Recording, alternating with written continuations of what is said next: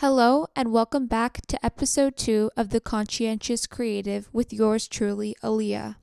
Today, we will be discussing music of ancient Greece, its instrumental origins, and Plato and Aristotle's theories on the meaning of music. First, I want to begin where it all started. In ancient Greek life, there were many instruments used to symbolically represent many gods.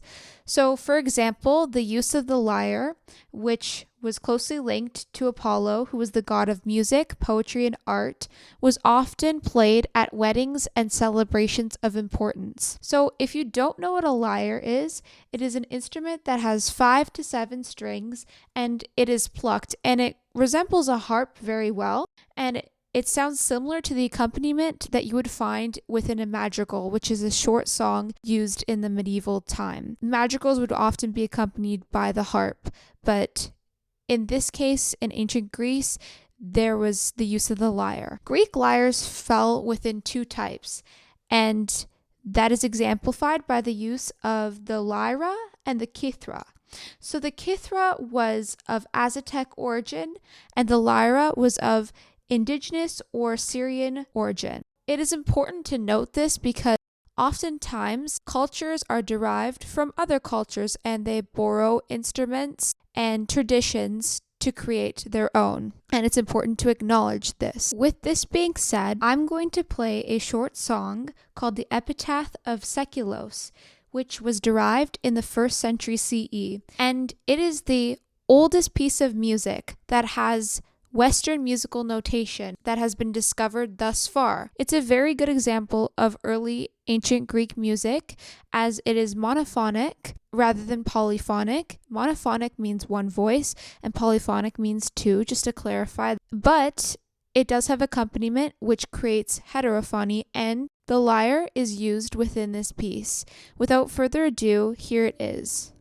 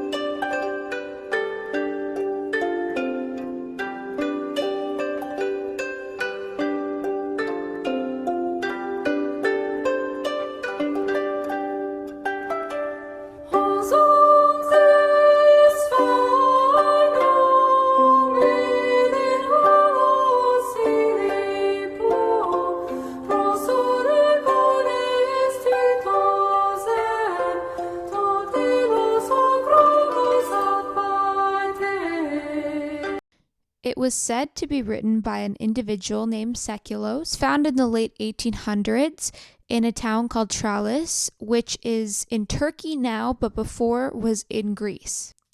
You can observe the lyre creating that heterophony that is signature of ancient Greek music. This piece is really interesting because the rhythm usually matches the meter of the text. So for example, you can even hear it within the end of that part where it goes da da da da da, matching the lyrical syllables. And it's interesting to see this because the ancient Greeks viewed lyrics and poetry as equivalent to the music in a song. So, for example, in page 16 of the Hanning textbook, it says that Plato viewed the term song to be made up of speech, harmony, and rhythm, not just musical notation. And that's jumping into another topic, Aristotle and Plato and how they viewed the meaning of music. The first theory I want to delve into is Aristotle's theory of imitation. So it came from Aristotle's book called Politics, which was written in response to Plato's Republic, which is a book that is commonly read in university political science courses. Aristotle believed that music was capable of arousing emotions it imitates, and that music affects your ethos. And what he means by ethos is your state of mind, that music can affect what you believe, your emotions, how you react. and that is your general ethos you project to the world. Plato also agreed that music does affect your ethos, but he criticized the way that music imitates emotions. According to the History of Western Philosophy of Music, Antiquity to 1800, Plato's general view of the arts, including music, is that they are an imitation of objects found in the sensible world. So he found it quite stupid. He believed that the world was already an imperfect copy of the ideal vision of the world, so he thought you were just copying it again through the arts, and this eventually led to his condemnation of the arts as a whole in book number 10 of his Republic.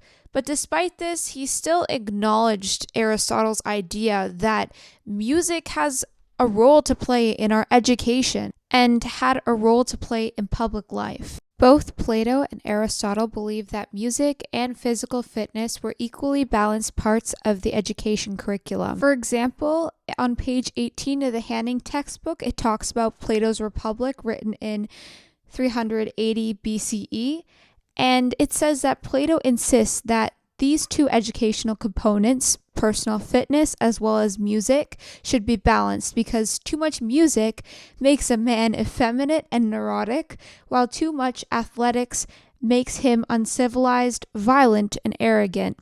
Not the most PC idea at all, but I would agree that both things should be balanced, seeing as Aristotle also has a theory called the golden mean, where one trait should not supersede another. In this case, Plato follows that line of logic, seeing that music or physical fitness should not supersede each other in someone's life. In this way, we see that Plato is a lot more conservative when it comes to music. For example, he recommends the Dorian and Phrygian mode because they foster the passions of temperance and courage.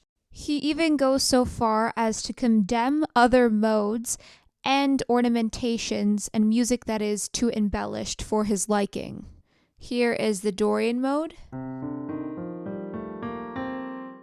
and here's the Phrygian. In this way, he's really restrictive about what music should be considered as positive or good for a society. Aristotle was less particular about certain kinds of modes that would be considered as negative or bad, but in politics, he alluded to the idea that those who want to go into government or become military officials should avoid listening to melodies that express softness and should instead listen to melodies that initiate courage and similar virtues. That's from page 18 of the Hanning textbook. The debate about whether music affects your morality is still ongoing today, and it's something that we should recognize because I truly believe that a society that creates good and moral art is a flourishing society, and one that does not promote that, it can have downstream effects, especially on the youth. As you can see in our society, there's certain lyrics that, they promote lots of swearing, drug use, violence, and it affects the ethos, as Aristotle or Plato would say, whether you like it or not. And that's just my personal opinion. Some people think that you can go devoid of that lifestyle and still listen to that type of music, which is a fair point because you can detach yourself from the lyrics. But in the ancient Greek terms, lyrics and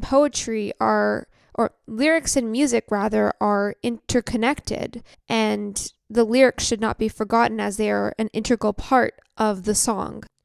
And I think that this is something that pop music fails to recognize. But another question that I have is whether or not it is the responsibility of artists or musicians to create a positive society, because the point of art is not necessarily to be good and moral for everybody. It's to create and to express. But at the same time, what Plato and Aristotle are suggesting, that music plays not just an individual role in fostering emotions, but a societal role in creating a standard of morality, it's a very real point, and one that I think has been forgotten. And with that, I want to talk about Boethius. He was a medieval writer that wrote a book called De Institutione in 500 CE, and it talked about the mathematical principles of music as well as music and how it relates to the cosmos. And that sounds like a very strange term, but I'm going to explain it. Boethius decided to classify music in 3 ways. First, there is musica mundana, which translates to music of the spheres, and it is the numerical relation controlling the movement of planets, Hanning 22. Boethius thought that the cosmos and music were connected and that music played a role in the cosmos and the universe. And the second is musica humana, which is music of proportion and harmony.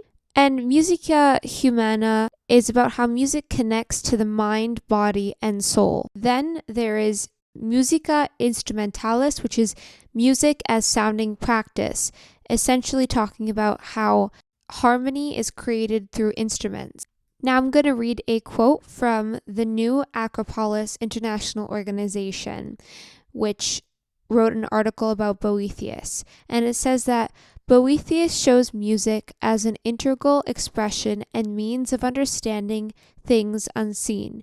Music connects us to this understanding at a sensory level, but it is also within us, and its presence indicates latent inner understanding of and unification with divine harmony and universal law. That summarizes Boethius's 3 categories of music, as musica humana talks about how the body is related to music, musica instrumentalis talks about how instruments bring out the harmony that we can find in music, and musica mundana, how music relates to the cosmos or the atmosphere.